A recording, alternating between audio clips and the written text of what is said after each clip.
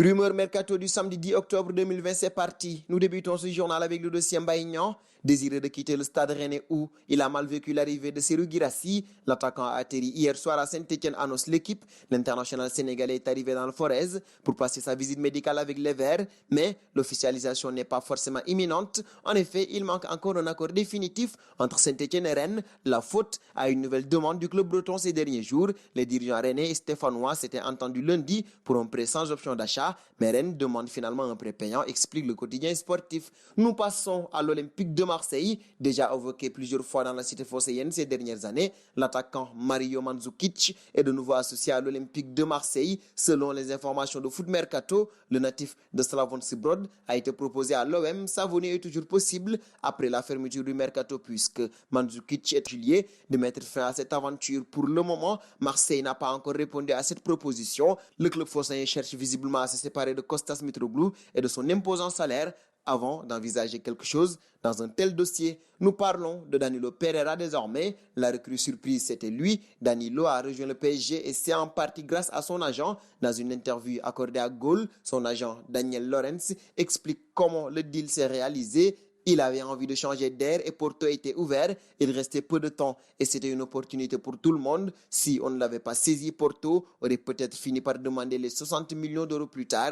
J'ai expliqué cela au PSG, dit-il. Au final, le PSG n'aura payé que 16 millions d'euros en fin de saison après le prêt. Ce sera lié à différents facteurs de performance à atteindre, mais je peux vous assurer que ces conditions sont très raisonnables et que cela arrivera de façon quasi certaine, précise l'agent. En revanche, il ne précise pas si le PSG doit terminer premier ou deuxième de Ligue 1 pour que le prêt soit levé automatiquement et que l'option d'achat prenne effet. Il y aurait d'autres conditions. Nous filons auprès de Kwadwo Asamoah désormais. Après avoir trouvé un accord avec l'Inter de Milan pour se libérer de sa dernière année de contrat, le polyvalent Kwadwo Asamoah est à la recherche d'un nouveau challenge pour la suite de sa carrière. Et selon les informations mercato du site TMW, l'international ghanéen devrait rester en Italie. Deux formations lui feraient les yeux doux pour l'accueillir.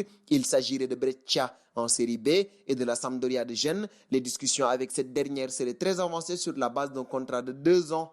D'Asamoah, nous filons auprès de Moses de Chelsea, le polyvalent ailier nigérian qui peut également évoluer au poste de latéral droit, a multiplié les prêts depuis son arrivée dans le club londonien, en l'occurrence à Liverpool, Stoke City, West Ham, Fenerbahçe et l'Inter de Milan, alors qu'il n'entre pas dans les plans de Frank Lampard. Victor Moses, à qui il ne reste qu'une année de contrat à Chelsea, devrait quitter définitivement les Blues dans les prochains jours. À en croire les informations de Sky Italia, Moses est en passe de rejoindre la Russie. En effet, l'international nigérian de 29 ans va visiblement s'engager avec le Spartak Moscou. Il est attendu très prochainement dans la capitale moscovite pour passer la traditionnelle visite médicale. On parle d'une indemnité de transfert avoisinant les 5 millions d'euros. Passons en Espagne. Moi, avec le virus et sans pouvoir jouer avec son équipe, il n'a pas arrêté de s'entraîner. Il était avec un entraîneur personnel. Il a travaillé très dur pour sortir plus vite et plus fort et travailler sur certains de ses points faibles dans le jeu. Il était très concentré sur la préparation de cette prochaine étape de sa carrière. Il faudra prouver tout cela dans le terrain.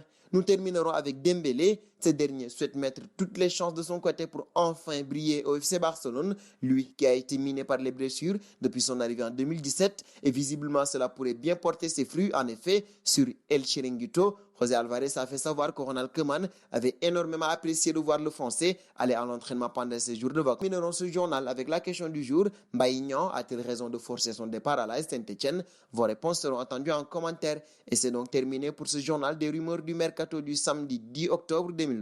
Chers amis internautes qui nous suivent d'un peu partout, la famille Afrique Sport s'élargit de jour en jour. Pour nous aider à faire grandir notre chaîne, n'hésitez pas à vous abonner sur Afrique Sport. C'est pour ne rien manquer du marché des transferts.